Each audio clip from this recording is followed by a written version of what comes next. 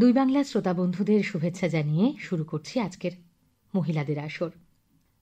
আকাশ থেকে ঝরে পড়ছে একলা কিছু চোখের জল। এই শহরে কাদের বাড়ি, কোন মানুষের আবাসস্থল? এত ভিড়ে একলা কারা, ঘুম বালিশে কিসের দাগ? স্বপ্নজোড়া অন্ধকারে কোথায় হারাও সেই চিরাগ? হাসির নিচে লুকিয়েছিল শীতল প্রাচীন হিমকুয়ো। তোমায় ভুলে বাঁচল কারা, চতুর্দিকে এই বুহ। সামলে তুমি ফিরবে কোথায়, অন্ধকারে কার বাড়ি? মনের মধ্যে রাখছি ধরে, তাই কি তোমার হাত ছাড়ি? ভাবতে গিয়ে শরৎ ফুরোয় মেরুন হয়ে আসলো বন। তোমার সারা জীবন জুড়ে চলছে দেবীর বিসর্জন। রাত পোহালেই বেজে উঠবে বিসর্জনের বাজনা। যদিও কবি হয়তো এখানে অন্য বিসর্জনের কথা বলতে চেয়েছেন, কিন্তু এই ছন্দ, এই চলনটা অনেকের চেনা। যারা পড়েছেন তারা শোনা মাত্রই বলে দিতে পারবেন যে এই চলন স্মরণজিৎ চক্রবর্তীর। ঠিক যেমন তার বই, তার লেখা কিছুটা পড়লেই মনে হয় হ্যাঁ, এই তো আমাদের সেই মধ্যবিত্তের কথা। হেরে যাওয়া, ফুরিয়ে যাওয়া মানুষেরা যখন স্বপ্ন দেখতে ভুলে যায়, তখন তাদের স্বপ্ন দেখান স্মরণজিৎ চক্রবর্তী। আজকে তিনিই অতিথি। স্টুডিওতে আপনাকে স্বাগত। অনেক ধন্যবাদ। সত্যি সত্যি আমার ভীষণ এই কথাটা মনে হয়, এর আগেও যখন আপনার সঙ্গে কথা হয়েছে বা বিভিন্ন সময়ে আপনি যে সাক্ষাৎকার দেন, তাতে বারবার আপনার মধ্যবিত্ত জীবন, আপনার বেড়ে ওঠা, যেভাবে উঠে আসে লেখার মধ্যেও, চরিত্রের মধ্যে দিয়ে, তাতে আমাদের খুব আপন মনে হয় আপনাকে।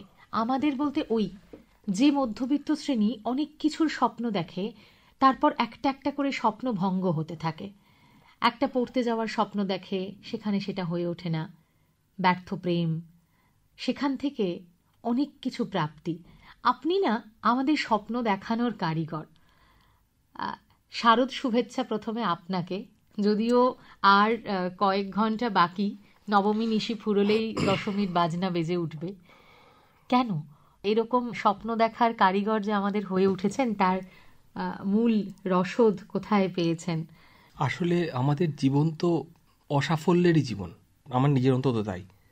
অসাফল্যই অসাফল্য চতুর্দিকে আমার নিজের জীবনে। তাই যখন লিখতে গেছি মনে হয়েছে যে সেখান থেকে এমন একটা লেখা লিখি যে লেখাটা অন্তত গিয়ে সাময়িক একটা ভালো লাগায় শেষ হোক। ভালো লাগাটা আমার কাছে খুব ইম্পর্টেন্ট। জীবনে বেঁচে থাকতে গেলে কোনো জিনিসের প্রতি ইন্টারেস্ট থাকা, ভালো লাগা না থাকলে আমার মনে হয় সেটা কিভাবে বাঁচব। কেউ ধরুন আমার উপন্যাস পড়ছে, একটা 40,000 শব্দের, কি কখনো আরও যদি বড় হয় 1 লাখ 1.5 লাখ শব্দের, অতটা সময় সে ব্যয় করছে আমার লেখার জন্য। তাকে আমি কি দিচ্ছি? তাকে যদি আমি আশা না দিতে পারি, তাকে যদি মন ভালো করার কিছু না দিতে পারি, হ্যাঁ, আমার নিজের খারাপ লাগে। প্লাস আমিও তো লিখি, ধরুন একটা উপন্যাস লিখতে 1-1.5 মাস সময় লাগে। তো 1-1.5 মাসে আমি এমন একটা লেখা লিখতে চাই যেখানে আমি ওই ভালো লাগাটা দিয়ে পৌঁছতে চাই। অর্থাৎ লেখারই জার্নিটা একটা ফুলফিলমেন্টে গিয়ে পৌঁছতে চাই। আমার জীবনে তো অসাফল্য প্রচুর, তো অন্তত লিখে যেন লেখার মধ্যে যে গল্পটা, সেখানে যেন ওই ক্যারেক্টারগুলো একটু কোথাও হলেও যেন সফল হয়, কিছুক্ষণের জন্য হলেও যেন। দেখুন, শেষ পর্যন্ত সবাই তো মারাই যাব, এমন তো না যে সবাই বেঁচে থাকবো।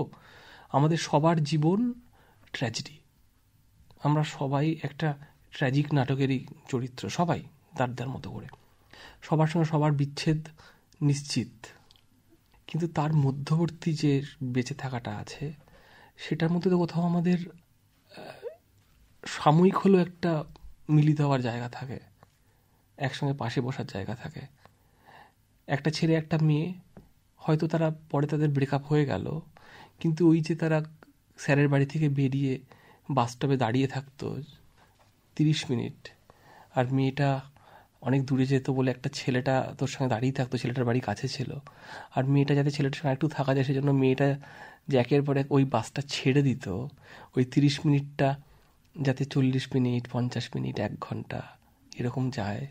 বরান বলে একটা সিনেমা আছে, মুভি আছে মাজিদির, সে মেয়েটি সারা ছবিতে কোনো কথা বলে না, ছেলেটি তার জন্য পাগলের মতো প্রাণপাত করে দেয়, কিন্তু মেয়েটি কোনো কথাই বলে না। শেষ দৃশ্যে যখন মেয়েটির পরিবার চলে যাচ্ছে একটা জায়গা ছেড়ে কয়েক মাসের জন্য, ছেলেটি আসে তাদেরকে হেল্প করার জন্য, মেয়েটির বাবা, মেয়েটির অন্যান্য সবাই ওর সাথে কথা বলে, মেয়েটি কোনো কথা বলে না। সারা ছবিতে মেয়েটি কোনো কথাই বলে না, শুধু শেষে যখন হুড়োহুড়ি করে ওরা মালপত্র তুলছে, মেয়েটির হাত থেকে একটা সবজির ব্যাগ পড়ে প্রচুর সবজি ছড়িয়ে যায়। ছেলেটা তাড়াতাড়ি সবজিগুলো কুড়িয়ে ব্যাগে ভরার চেষ্টা করে। ওদের তো দেরি হয়ে যাচ্ছে মেয়েটার। আরও অবাক হয়ে দেখে মেয়েটা একটা একটা করে খুব স্লোলি সবজিগুলো তুলছে। মেয়েটা যেতে ইচ্ছা করছে না ওই জায়গাটা ছেড়ে। তো আমাদের যে অসাফল্য, যে বিচ্ছেদ, অনিবার্য বিচ্ছেদ, সেইটাকে আমরা যতটা পারি একটু টেনে যদি আমরা সেটাকে মিলনের মুহূর্তটা যদি একটু বাড়িয়ে রাখতে পারি, আমি সেই গল্পই লেখার চেষ্টা করি। অর্থাৎ যারা নতুন লিখছেন তাদের কাছে এটা মন্ত্র করতে পারেন যে সেরা বাঙালি, সফল বাঙালি সরঞ্জিত কিন্তু সবসময় বলেন যে আমার জীবন ব্যর্থতাতেই ভরা। কাজেই ব্যর্থ হলে, আপনি যদি প্রেমে ব্যর্থ হন, কেরিয়ার যা গড়তে চাইছেন, চেয়েছিলেন সেখানে ব্যর্থ হন, সেক্ষেত্রে আপনি যদি জীবন দর্শনটাকে বদলে নেন, এটাও কিন্তু লেখক সরঞ্জিতে জনপ্রিয় হওয়ার এবং তাকে অন্যভাবে দেখার একটা পথ বলতে পারেন। যে সেখানে জীবন দর্শনটা দেখাটা যদি বদলে নেন, তা থেকে একটা উপন্যাস হয়তো লেখা হলেও হতে পারে, গল্প হলেও হতে পারে। আচ্ছা, পুজো সাহিত্য বলতে আপনার কাছে ছোটবেলা এবং তার পরবর্তীকালে এখন সবটা মিলিয়ে কিরকম স্মৃতি, কিরকম ভালো লাগা? আমাদের বাড়িতে প্রচুর পূজাবার্ষিকী রাখা হতো, প্রচুর। আমার মা যেহেতু প্রচণ্ড পড়তেন, ভোরাসিয়াস রিডার ছিলেন মা, তাই প্রচুর পূজাবার্ষিকী আসতো, ছোটদের বড়দের সমস্ত রকম। তাই ছোটোবেলা থেকে জ্ঞান হয়েই দেখেছি পূজাবার্ষিকী বলে একটা ব্যাপার আছে, এবং সেটা নিয়ে খুব এক্সাইটেড থাকতাম। আমিও ছোটো থেকে যেহেতু মায়ের সঙ্গে খুব ঘনিষ্ঠ ছিলাম, আমিও বই পড়তাম এবং নিজেও খুব ওয়েট করে থাকতাম যখন আরেকটু বড় হয়েছি, 5-এ 6-এ পড়ি, যে ছোটদের পূজাবার্ষিকী আসবে। সেখানে কি বিশেষ কোনো লেখক বা বিশেষ কোনো পূজাবার্ষিকী ছিল? অবশ্যই ফেলুদার জন্য ওয়েট করে থাকতাম, প্রফেসর শঙ্কুর জন্য ওয়েট করে থাকতাম, শীর্ষেন্দুবাবুর স্যারের যেসব উপন্যাসগুলো বেরোতো তার জন্য ওয়েট করে থাকতাম যে ওটা কী পড়তে পারো। আমার মনে আছে পূজাবার্ষিকীতে আমি তখন ছোট, বড় হচ্ছি, সেই সময় প্রথম পড়েছিলাম বনি। হ্যাঁ, আমার সেটা পড়া প্রথম, ছোট বয়স থেকে সেটা পড়ার স্যারের, শীর্ষেন্দুবাবুর প্রথম উপন্যাস। আমি পড়ে ছিটকে গেছিলাম, যেরকম একটা গল্প হতে পারে, এরকম উপন্যাস হতে পারে। তারপর থেকে প্রতি বছর শীর্ষেন্দুর জন্য ওয়েট করা, শীর্ষেন্দুবাবু কী লিখবেন। তারপরে সুনীল গঙ্গোপাধ্যায়ের কাকাবাবুর জন্য ওয়েট করা। তো পূজাবার্ষিকী যখন আর কি আসতো ছোটোবেলায়, ওই যে বসে থাকা, হ্যাঁ এবার কি পড়বো, পুজোর কয়েকটা দিন আগে থেকে যখন ঢুকতো আমাকে মা বলতো এখন পড়বে না, পুজোর 2 দিন আগে থেকে পড়বে, কারণ তখন তোমার পড়াশোনা বন্ধ হবে, ক্লাসের পড়াশোনার সঙ্গে যাতে ক্ল্যাশ না করে। ফলে ওই আমার পুজোয় কোনোদিন বেরোতে ইচ্ছা করতো না, বেরোতাম না খুব একটা, ছোটো থেকে পড়তাম ওইগুলো। এবং ছোটোদের লেখা পড়ার পর আমি অনেক ছোটোবেলা থেকে বড়দের উপন্যাস পড়ি।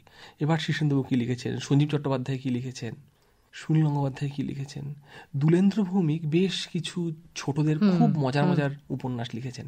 তো এই সব কিছু নিয়ে আমি খুব এক্সাইটেড থাকতাম আর কি। পরবর্তীকালে যখন নিজের লেখা বেরোতে থাকলো এক একটা পুজো বার্ষিকীতে, তখন কেমন অনুভূতি? এবং এখন কি পুজো সাহিত্য পড়েন? পুজো বার্ষিকী, কোনো পুজো বার্ষিকী উল্টে পাল্টে দেখেন? কবিতাটা পড়ি, কিন্তু গল্প উপন্যাস কিচ্ছু পড়ি না। কবিতাটা পড়ি। কেন পড়েন না? কি গল্প? আমার এখন আর ফিকশন পড়তে মন টানে না। মানে আমার সবসময় মনে হয় যে জীবনটাকে না, জীবনে সেভাবে আমার কোনো সিলেবাস নেই। হ্যাঁ, আমার যেটা ভালো লাগে পড়তে আমি সেটা পড়ি, আর নিজেকে আমি বাধ্য করি না যেটা আমাকে পড়তেই হবে। আমার ইতিহাসের লেখা পড়তে খুব ভালো লাগে, প্রবন্ধ, আমি ইতিহাসমূলক লেখা অনেক পড়ি। পপুলার সায়েন্স পড়তে খুব ভালো লাগে। আপনি তো ঐতিহাসিক চরিত্র নিয়ে লেখেননি। না, ছোটদের জন্য লিখেছি, বড়দের জন্য হয়তো ওভাবে লিখিনি। হ্যাঁ, কিন্তু ওটা সেই অর্থে আমরা ঐতিহাসিক উপন্যাস বা ঐতিহাসিক চরিত্র নিয়ে কোনো থ্রিলার এই জাতীয় লেখা আপনার থেকে পাইনি। তখন বারবার মনে হয় যে সরঞ্জিত মানেই হচ্ছে প্রেম, তারপর একটা মিষ্টি গন্তব্যে পৌঁছে যাওয়া। না, আমার লেখায় যেটা সবচেয়ে বেশি আছে, আমি যদি আমার নিজের লেখার পাঠক হিসেবে বলি, তাহলে ভায়োলেন্স সবচেয়ে বেশি আছে আমার লেখায়। একটা ভয়ঙ্কর ভায়োলেন্স আছে আমার লেখায়, সব লেখায় ভায়োলেন্স আছে। 99% লেখা কিন্তু ভায়োলেন্সে আছে, প্লটটাকে ড্রাইভ করার সময় ভায়োলেন্স, তো সেটা তো আছেই। কিন্তু লোকের না, পাঠকের আমি দেখেছি না, প্রেম পড়তেই সব সবচেয়ে বেশি যারা পছন্দ করে। ওই জন্য আমি যাই লিখি না কেন তাদের ওই প্রেমটাই আগে চোখে পড়ে। ভায়োলেন্স আছে, বাবা মায়ের সম্পর্ক, সন্তান তাদের বাবা মায়ের অনেক রকম, স্বামী অনেক রকমের সম্পর্কের কথা আছে, কিন্তু তাদের এবং যে শারদীয়া জুড়ে আপনার কিছু ধরুন আমাদের যে কল্পবিজ্ঞানের গল্প সেসবও আছে, ফিকশন আছে, কিন্তু সেগুলো ছাড়িয়েও আমাদের কাছে অনেক ছোটদের বেশি করে উপন্যাস, গত 4 বছর ধরে আমি ছোটদের জন্য যে উপন্যাস লিখছি, সেখানে তো আমি উষ্ণীষ বলে একটা ক্যারেক্টারকে নিয়ে লিখি। সেটা তো রাজা প্রতাপাদিত্য, রাজা বসন্ত রায়, তারপরে লক্ষ্মীকান্ত গঙ্গোপাধ্যায়, যিনি পরে মজুমদার হন এবং পরে রায়চৌধুরী, যারাই সাবর্ণ রায়চৌধুরী পরিবারের, যার হাত থেকেই পরিচিতি আর কি পরিবারের, তাদের কথাই লিখেছি। হ্যাঁ, তারা তো ঐতিহাসিক চরিত্রই। আমি আমার মতো করে লিখেছি, in a good light obviously. আমি লিখেছি তাদের কথা, কিন্তু বড়দের নিয়ে যে ঐতিহাসিক উপন্যাস, আমার মনে হয় আপনি সেটাই বলতে চাইছেন। বারবার যেটা আমরা দেখতে চাই যে ইতিহাস নিয়ে কোনো ফিকশন, আচ্ছা ঐতিহাসিক চরিত্রের সঙ্গে কোনো প্রেম, আমার ইচ্ছে করে না লিখতে। এখনো পর্যন্ত আমার এই 49 হয়েছে, সামনে বছর 50 হবে, আমার এখনো ইচ্ছে করেনি, ইচ্ছে করে না। এবং যা ইচ্ছে করে না তা আমি করি না। আর মানে জীবনে আর কতদিন আমি লিখতে পারবো? লিখতে গেলে তো প্রচুর শরীরের ক্ষয় হয়, আমার শরীর নানা সময় খারাপও থাকে, তার ফলে লেখার মতো ফিজিক্যাল ফিটনেস আর কতদিন থাকবে আমি জানি না। হ্যাঁ, ওই জন্য যেটা ইচ্ছে করে আমি তাই মোটামুটি লিখি। তার বাইরে এটা লিখতে হবে, ওটা লিখতে হবে, আমি নিজেকে জোর করি না, বা কোনো সিলেবাস থাকুক আমি চাই না। ওই জন্য এখনো ইচ্ছে করে না। আবার হতেই পারে বছর 5 পর ইচ্ছে করলো, তখন লিখলাম। আবার সেখানে একটা পাল্টা হাওয়া এলো। হ্যাঁ, একটা কথা বলে না, নেভার সে নেভার এগেন, নেভার সে নেভার এগেন। কখন যে জীবন কিভাবে পাল্টায়, আমি উপন্যাস লিখব কোনোদিন ভেবেছিলাম? আমি প্রচন্ড কুড়ে মানুষ, আমার তো লিখতে ইচ্ছা করে না মাঝে মাঝে। আপনি কবিতা লিখেই ছেড়ে দিতেন, ছোট ছোট কবিতা। কবিতার ক্ষেত্রেও কিন্তু ওই ছোট, দীর্ঘ নয়, ছোট কবিতা, খুব সুন্দর একটা ছন্দ আছে, পড়তে ভালো লাগছে, এটা হচ্ছে ভালো লাগাটা আমার কাছে খুব সিগনেচার। ভালো লাগাটা খুব ইম্পর্টেন্ট, জানেন? ভালো না লাগলে আমার মনে হয় কোনো কাজই করা যায় না। ভালো লাগার কথা যখন হচ্ছে তখন প্রতিদিন তো আপনাকে লিখতে হয়। এটাও একটা প্রশ্ন যে প্রতিদিন আপনি কি নিয়ম করে লিখতে বসেন, এবং সেই লিখতে বসাটা কি ভেতর থেকে তাগিদ আসে, নাকি আপনি ওটা লিখতে বাধ্য বলে বসেন? না, আমাকে লিখতে হয়, তার কারণ অনেক রকমের লেখা থাকে, ফলে সেটা আমার দায়িত্ব ওই লেখাগুলোকে সময় জমা দেওয়া। অর্থাৎ সেখানে দুটো সরঞ্জিত কাজ করে। দুটো কেন, ওটা তো 40 রকমের সরঞ্জিত আছে। আমি আমার মেয়ের কাছে এক রকমের সরঞ্জিত, আমি আমার স্ত্রীর কাছে এক রকমের সরঞ্জিত, আমি আমার বন্ধুদের কাছে এক রকমের সরঞ্জিত, বান্ধবীদের কাছে এক রকমের সরঞ্জিত। আমার তো 40 রকম সরঞ্জিত আছে আমার মনে। আমি আমার কাছে মাঝে মাঝে পাল্টে যাই, যে কোনটা সরঞ্জিত আমি নিজে বুঝতে পারি না। আমি অ্যাকচুয়ালি সবটাই আমি। যখন যে অংশটা সামনে আসে, প্রেমের কবিতা লিখতে গেলে একরকমের মন হয়, বাচ্চাদের থ্রিলার লিখতে গেলে একরকমের মন হয়। আমার গোয়েন্দা গোলক বলে একটা চরিত্র আছে, সেটা বড়দের হুডানিট। আমার মনে হয় দীর্ঘদিন বাংলায় হুডানিট লেখা হচ্ছে না। কে খুন করেছে সেটা উপন্যাসের শেষে আমরা জানতে পারবো, গল্পের শেষে। সেটা দীর্ঘদিন ধরে হয়তো লেখা হচ্ছে না, মানে অনেক বড় স্কেলে লেখা হচ্ছে না। আমি ওই জন্য ওর লেখার চেষ্টা করি। অদম্য সেন বলে আমি একটা চরিত্র আছে, সহজ সরল থ্রিলার লেখার চেষ্টা করি, মজাদার থ্রিলার লেখার চেষ্টা করি, নানা রকম লেখার চেষ্টা করি। ফলে প্রতিটা লেখার তো আমি আলাদা আলাদা আমি। এমনকি বড়দের যে উপন্যাস লিখি, জোনাকিদের বাড়ির আমি একরকম, লালের বাড়ি আমি একরকম, ওমের লেখাটা আমি একরকম, আমার ভিঙের আর একরকম। হ্যাঁ, সেটাই বলছি যে আমার মধ্যে যে কতগুলো আমি আছি, হয়তো আরো ভবিষ্যতে দেখা যাবে আরো অনেক রকম আমি আছি। না, ব্যক্তি সরঞ্জিত তো নিজেই বলেন তিনি ভীষণ কুঁড়ে, অথচ তার লেখার যে পরিমাণ সেটা কিন্তু প্রমাণ করে খুব কর্মঠ সরঞ্জিতকে। একের পর এক হিট সাহিত্য, এইরকম হিট শব্দটা যদি এখন ভীষণভাবে জনপ্রিয়, সাধারণত জনপ্রিয়তাকে আমাদের বাংলায় খারাপ চোখেই দেখা হয়। এটার মধ্যে একটা আছে ব্যাপার আর কি, যে জনপ্রিয় মানেই খারাপ। হ্যাঁ, জনপ্রিয় মানে ওর মধ্যে কিছু নেই, গভীরতা কম। হ্যাঁ, এটা এবং এমন কিছু আপনি ডাইমেনশন আমাদের দেখান না যেটা বারবার আমাদের বয়সকালেও ফিরে পড়তে ইচ্ছে করবে।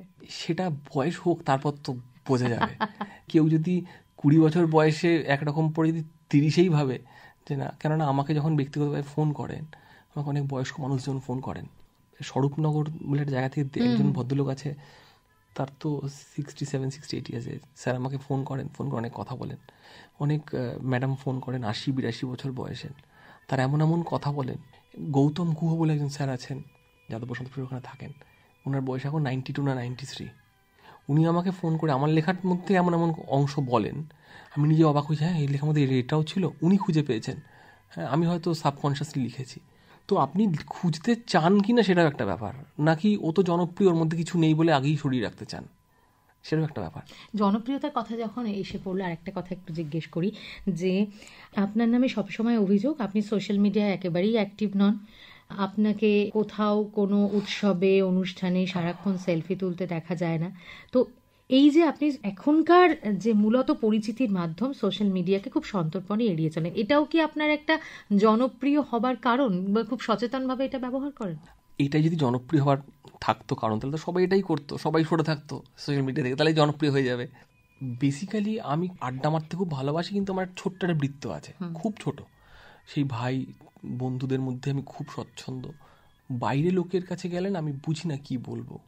হ্যাঁ, আমার একটা সোশ্যাল অ্যাংজাইটিও কাজ করে, এটা আমার ছোটবেলা থেকে সমস্যা আছে। আমার অনেক লোকজনের যেখানে সমাবেশ, সেটা খুব একটা যে আমি কমফোর্টেবল ফিল করি না, যা আমি কমফোর্টেবল আর ফিল করি না তা আমি আর করতে চাই না। তাতে আমার যদি ক্ষতি হয় ক্ষতি হোক, জোর করে কিছু করতে আর ইচ্ছে করে না। জয় গোস্বামী একটা কথা বলেছিলেন খুব ভালো, উনি তো আশ্চর্য কথা বলেন, দারুণ কথা বলেন, লেখেন যেমন আশ্চর্য ভালো। জয়দা একটা জায়গায় বলেছিলেন যে আমি যখন লিখতে বসি আমি লেখায় সর্বোচ্চ চেষ্টাটা করি। আমরা যখন হচ্ছি বড়, আমি নিজে শীর্ষেন্দু মুখোপাধ্যায় এবং জয় গোস্বামীর খুব বড় ভক্ত পাঠক হিসেবে, তো আমি তাদের কাছ থেকেও তো অনেক কিছু শিখি। কোনো শেখাটা খুব সরাসরি হয়, কোনো শেখাটা নিজের অজান্তেই হয়। তো ওই জন্য যখন লিখতে বসে আমার মনে হয় আমাদেরও এটা থাকে যে লেখার মধ্যে সর্বোচ্চ চেষ্টাটা করি। আমাকে দিনে 8-9 ঘন্টা লিখতে হয়। 8-9 ঘন্টা প্রতিদিন লেখেন? ম্যাক্সিমাম 90%। তো যখন 8-9 ঘন্টা ওকে লিখতে হয়, তারপরে না আমি এতটা এক্সস্টেড হয়ে থাকি, আমার তখন আর কিছু করতে ইচ্ছা করে না। আমি খুব সিনেমা দেখতে পছন্দ করি, আমি তখন সিনেমা দেখি, কবিতা পড়ি, মূলত এই দুটো করি। এর বাইরে আমাদের রোববার দিন সপ্তাহে একদিন হয়তো একটু আড্ডা টাড্ডা হয়, তার বাইরে আমার আর সময়ই থাকে না। আরেকটা জিনিসও আছে, সোশ্যাল মিডিয়ায় কি বলবো আমি বুঝি না। উপন্যাস যখন লিখি তখন মনে হয় এটা ওটা বলি উপন্যাসের মধ্যে দিয়ে, উপন্যাসে লেখা বন্ধ হয়ে গেল, আর ল্যাপটপটা বন্ধ করে দিলাম, কবিতাটা শেষ হয়ে গেল, বন্ধ করে দিলাম, তারপর আমি কি বলবো? আমি তো খুব একটা গুরুত্বপূর্ণ মানুষ নই। আমার যা খারাপ লাগা বলুন, ভালো লাগা বলুন, যা ব্যর্থতা বলুন, সব লেখার মধ্যে দিয়েই আসে। যে প্রেম আমার ভেঙে গেছে, হ্যাঁ, সেটা লেখার মধ্যে দিয়েই সফল হয়। তো আমি যা পারিনি, যে ব্যাপারে আমি অসফল, সবসময় মনে হয় সেসব লিখে আমি রোজগার করব। আর সেই জন্যেই তো ওই একটা সময় এবং একটা বয়সের একটা প্রজন্মের বলা যায় স্বপ্ন দেখানোর কারিগর আপনি হয়ে উঠেছেন, যে সমস্ত ব্যর্থতাকে কিভাবে শেষ পর্যন্ত অদ্ভুতভাবে সফল করতে হয়। দেখুন, আমি সেটা জানি না, হ্যাঁ সত্যি বলছি, আমি কোনো বিনয় করছি না, কিন্তু কেউ যদি আমার লেখাপড়ে তার 20 মিনিটও থাকে ভালো, তাহলেই আমার অনেক কিছু পাওয়া হয়ে যায়। যে সে আমার লেখাপড়ে অন্তত এই ভয়ঙ্কর জীবনের বেঁচে থাকার মধ্যে সে 20 মিনিট নিজের মনে একটু হাসলো, নিজের মনে একটুখানি ভালো থাকলো, তার মনে হলো বাহ, রোদ্দুরটা তো আজ বেশ ভালো। লেখাটা পড়ার পর তার যদি এই ফিলিংটা হয়, আর কি দিতে পারি? আমি তো খুব সামান্য মানুষ, আমার তো কোনো ক্ষমতাই নেই। লিখে যদি মানুষের মনে একটু ভালো লাগা তৈরি হয়, সেটুকুই প্রাপ্তি আর কি, তারও এবং আমারও। নিজের লেখার দিকে যদি তাকান, এখনো পর্যন্ত যা যা লিখেছেন, সেখানে যদি বলি 3টে লেখাকে বাছতে, কোন কোন 3টে লেখা বাছবেন? ফিঙে বলে একটা নিজের লেখা আছে, পাল্টা বলে একটা বড় উপন্যাস আছে, জোনাকিদের বাড়ি বলে একটা বড় উপন্যাস আছে, সেটা ইন্টারেস্টিং মনে হয়। আর একটা মেমোয়ার আছে ঝাল লজেন বলে, রিসেন্টলি বেরিয়েছে, সেটাও আমার ইন্টারেস্টিং মনে হয়।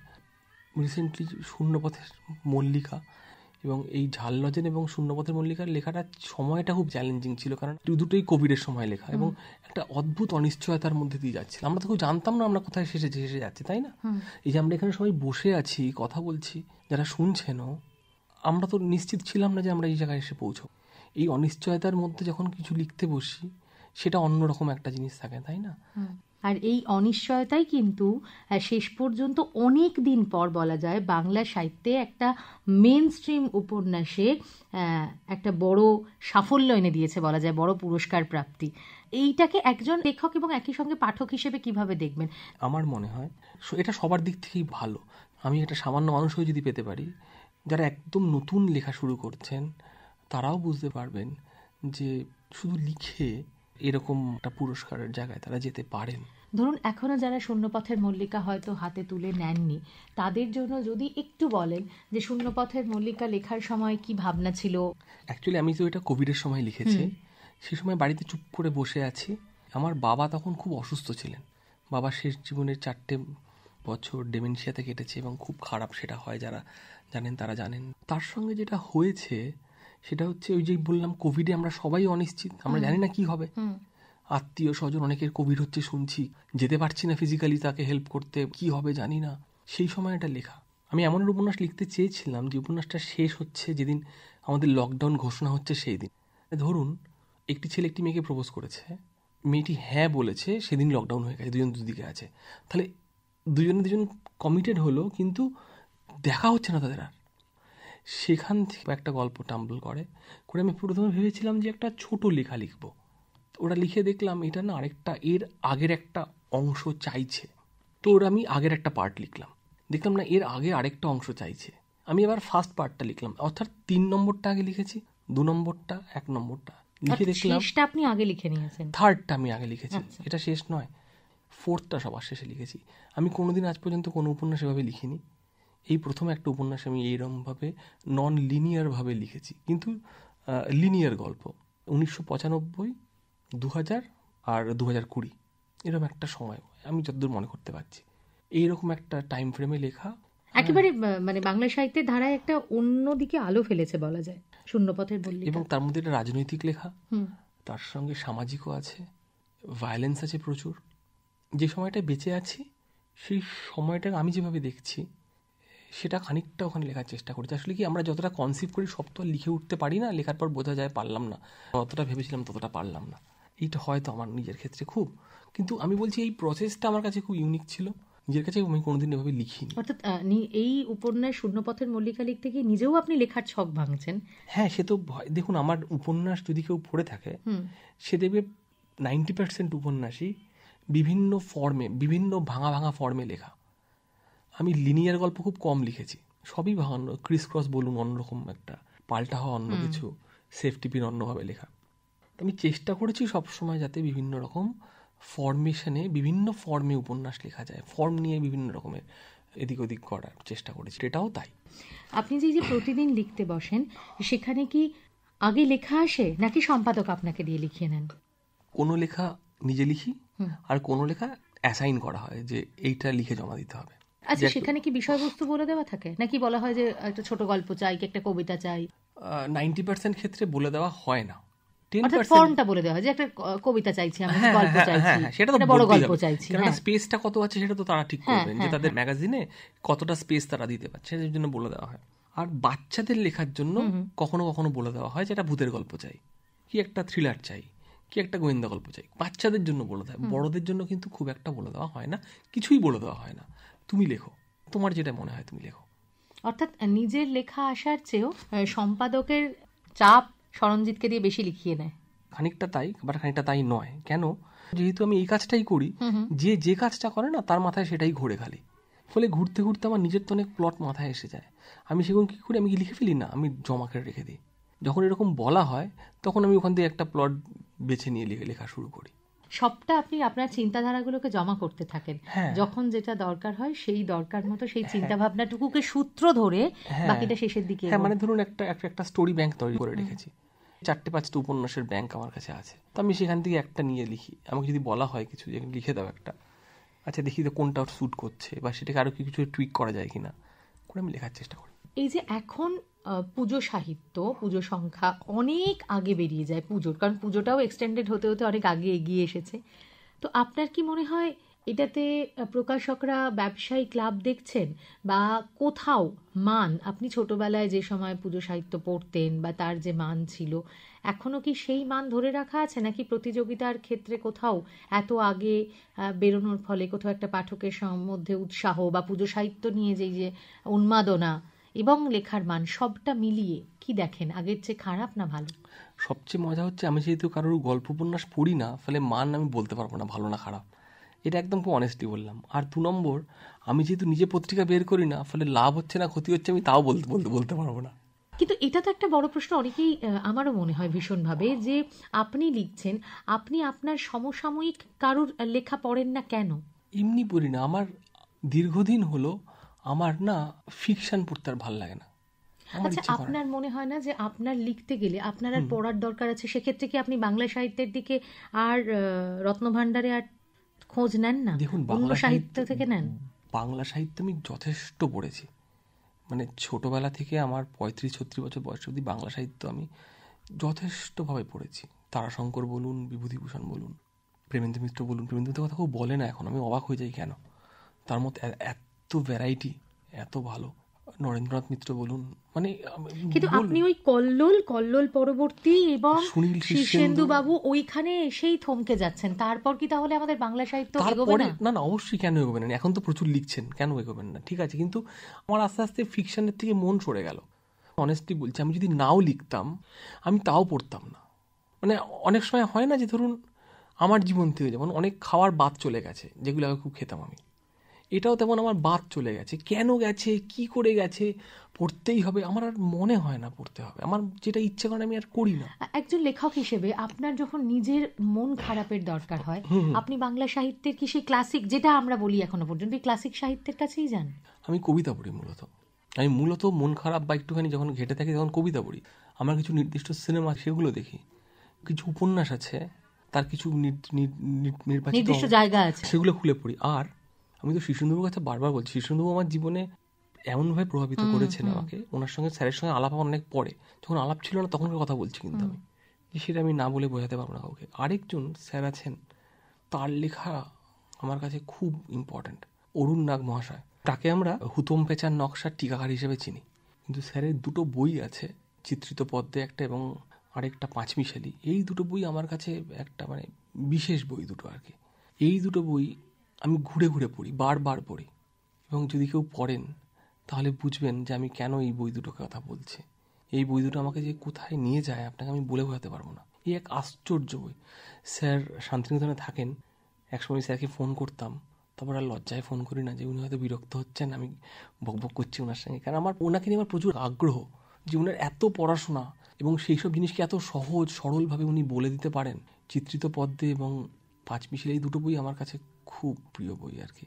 তো এরকম কিছু বই আছে যেগুলোর কাছে আমি ফিরে ফিরে যাই। প্রসূন বন্দ্যোপাধ্যায় বলে একজন কবি আছেন, তার কবিতা আমি ফিরে ফিরে যাই। মনীন্দ্র গুপ্তের কবিতা, জয় গোস্বামীর কবিতা বললাম, ভাস্কর চক্রবর্তী কবিতা আছেন, প্রচুর প্রচুর কবি। বাংলা তো কবিদের জায়গা, শিবাশিস দার কথা যদি বলি আমি, তারপরে যদি আমি পিনাকি ঠাকুরের কথা বলি, এরকম প্রচুর কবি আছেন, প্রচুর, আমি সবার নাম করতে পারছি না এই মুহূর্তে, মনে পড়ছে না হয়তো, প্রচুর কবি আছেন যাদের আমি প্রচন্ড ভক্ত আর কি। অর্থাৎ আপনি যা দিয়ে লেখা শুরু করেছিলেন, আপনার মন ভালো হলেও তার কাছেই তারই জীবনানন্দ দাশ কবিতার হাত ধরে, জীবনানন্দ দাশ, রবীন্দ্রনাথের বাঁশি বলে একটা কবিতা আছে, ওটা আমি যে কি পছন্দের ওটা কাউকে আমি বলে বোঝাতে পারবো না। ও আচ্ছা বলুন, আপনি বাঁশি যদি আপনি পড়েন, আপনি কোথাও দেখেছেন কোনো জটিলতা দেখেন?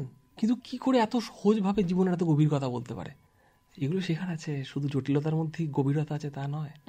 দেখতে দেখতে আমাদের সময় শেষ। আসলে ঠিক এই কথাটা শুনতে শুনতে আমার মনে হলো যে সরঞ্জিৎ চক্রবর্তী সম্পর্কে বোধহয় একটাই কথা বারবার মনে হয়, যে সহজ করে লিখতে আমায় কহজে, সহজ কথা যায় না বলা সহজে, এই মন্ত্রে বোধহয় আপনিও বিশ্বাস করেন, যে সবসময় সহজের মধ্যে দিয়ে যদি আমরা সহজিয়া দর্শনকে তুলে ধরতে পারি তাহলেই বোধহয় শঙ্খবাবু পাঠকের কাছে যাওয়া যায়। শঙ্খবাবুর কথা এখানে দুটো বলবো, বলেছেন না যে সহজ কথা ঠিক যতটা সহজ নয়। আরেকটা কথা তখন আমি বললাম এখানে, এই যে আমি যে লোকের সঙ্গে বললাম যে দেখা করে নেই কারোর সঙ্গে থাকি না, সরে থাকি, এটা একটা শঙ্খবাবুর একটা আশ্চর্য 4 লাইনের কবিতা আছে। বুকের ভেতর থেকে লাফ দিয়ে ওঠে পালাবার প্রবণতা, আমি যা পারি না আমি তা পারি না বেশ, তা নিয়ে কি এত কথা, তাই বেশি কথা বলে লাভ নেই, যা পারি না তা পারি, যেটুকু পারি সেটুকুই আপাতত পারি, বাকির চেষ্টা করছি যদি আরও কিছু এক্সট্রা পারা যায়, যদি সেটা নাও পারি তাতেই বাকি, সবাইকে সব পারতে হবে তারা তো কোনো মাথার দিব্যি কেউ দেয়নি জীবনে, তাই না? এরপর কি কিছু কথা হয় বলুন? সব না পারাগুলোকে যদি এরকমভাবে দেখতে পারতাম তাহলে হয়তো আমরাও 2-4 লাইন লিখতে পারতাম। আপাতত সেই স্বপ্নটুকু আমরা দেখতেই পারি, এখানেই সার্থকতা সরঞ্জিৎ চক্রবর্তীর। জীবনের একটা পাঠের নাম আমার কাছে সরঞ্জিৎ চক্রবর্তী।